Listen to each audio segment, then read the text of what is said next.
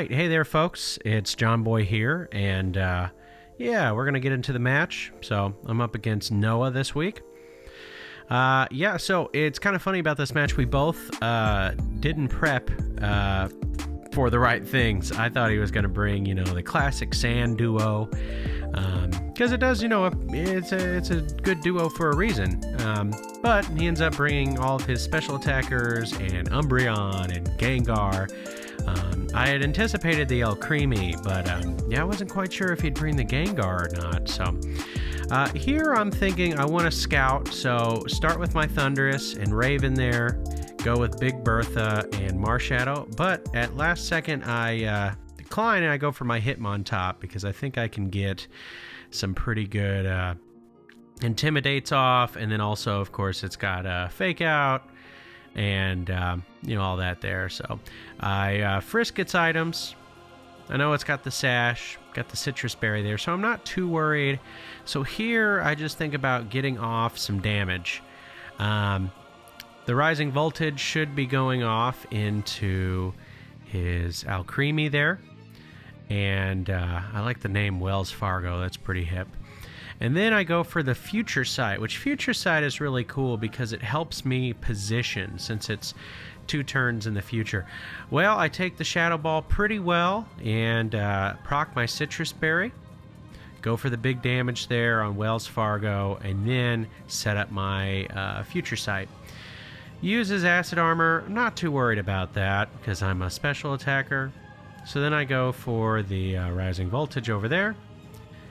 And a Ally Switch, which ends up being useless here because I believe he goes for a Dazzling Gleam.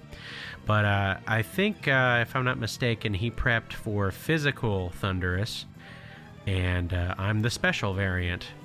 I have a higher special attack. I didn't think he would Intimidato me, so I went for that. Well, we switch out into P2 here. Traces my Prankster, so he knows I'm Prankster. Get some pretty nice damage off there. Yeah, I wish I had gone for, something else, but I thought he was going to attack into me. Well, here I decide to knock out the Alcremie if I can, and I go for the max lightning move here. So we get to see a nice max animation. Of course, this is 2 times sped up, So I go for the max lightning, knock it out, and set up the terrain.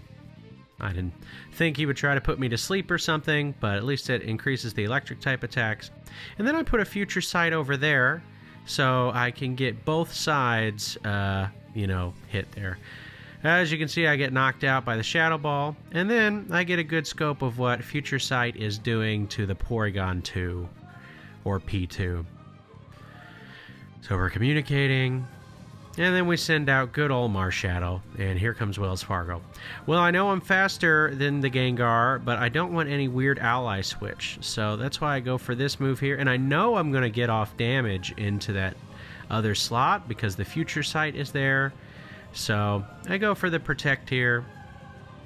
Ally switch comes off. I kind of thought he would do that. Luckily, I guard against the Shadow Ball and get some really good damage on that P2. He doesn't know if I'm faster than the Gengar yet. Now, I think since I've got the terrain up, if he ally switches, I can hit it pretty hard. But I decide to switch out, conserve Marshadow, and go into Tyson there, and then go for some damage on the left, because I know Future Sight is coming out on the right. So both his Mons should be down this turn. Goes for the ally switch again.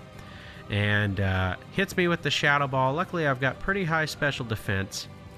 Knock out that P2. And then Future Sight knocks out the Gengar, which is pretty cool. So, I'm in a pretty good position here. He still hasn't maxed any of his Mons. So we go out into Sokka here, his final Mon. And I know he's going to max. Well, I get the Intimidato. And since I'm Prankster, of course, I don't go down. You can see I've got the Vacuum Wave there to proc my Rhyperior later. Well, I go ahead and switch out because if this thing is going to come out and try to buff its stats or something, I want to keep Tyson so I can rotate some Intimidatos. Here I'm kind of deciding what I should do. I'm pretty sure I outspeed the Gyarados. I was looking at my calcs for that, and I do indeed outspeed an adamant Gyarados, which I don't think he would have a reason to not be adamant.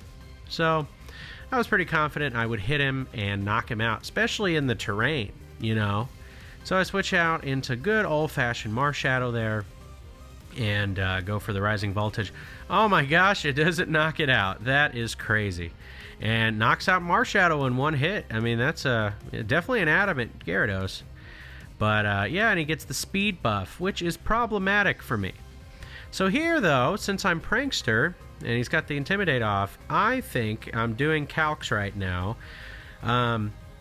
The close combat is, of course, not very effective, but I am a fighting type. I've got Stab, and I'm adamant. I'm max attack, Hitmontop. So I'm thinking if I hit this thing, I can use Leer, and since I have Prankster, I'll go before him, and I can lower it, because I'm pretty sure he's going to attack Thundurus.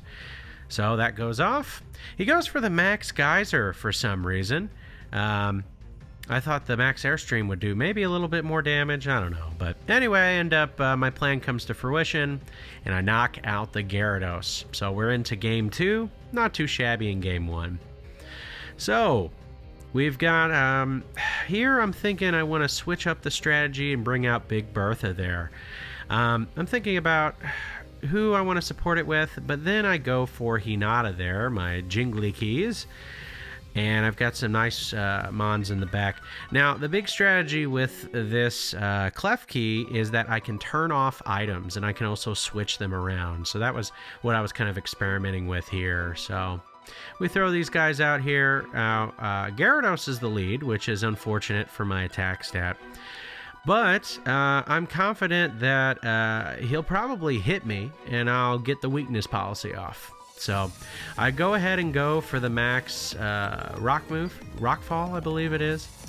And then I know he's got Sash on the Gengar, so if I end up getting off the Rockfall, I can break it with the sand that comes up afterwards. I'm thinking, is he going to protect? Is he not? And I decide to risk it for the biscuit and go for the attack. So he ends up maxing on his end. And that's super cool. I love big Gyarados there. But I max, and as you'll see, Savari Ball. That, he ends up attacking into my Clef Key, which is unfortunate. So I switcheroo, get to see his item. It was the Charty Berry, which is very cool. So now the Rock Attack will hit him full force. Goes into, I'm sure he was predicting I was going to protect, which, why wouldn't I against a 4 times weak attack? So I go ahead and hit him, but that attack drop did hurt me a little bit there, but I do get the sand up, pop my air balloon, oh no, or his air balloon. And then I break the Sash on the Gengar. So here, I'm thinking, well, maybe I can survive a max waterfall.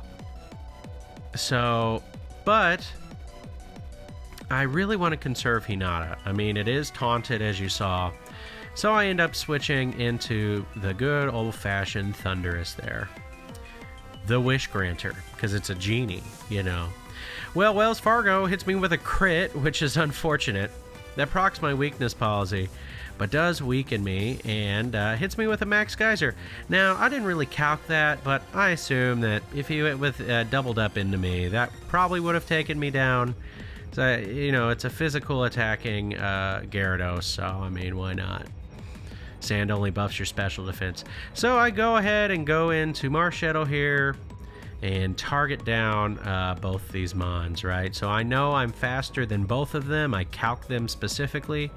So I'm just going to go ahead and attack. And I think at this point, he still doesn't know if Marshadow is faster than Gengar. But it is. And again, if he's adamant, which I'm fairly sure at this point in the game that he is, good old Thundurus adjusting its arm there will get the KO. So Cursed Body comes off though, but I do knock out the Gengar. Rising Voltage KOs this time. And there we go. We're in a pretty good spot. So he's got 2 Mons left. Sends out his Zuko there.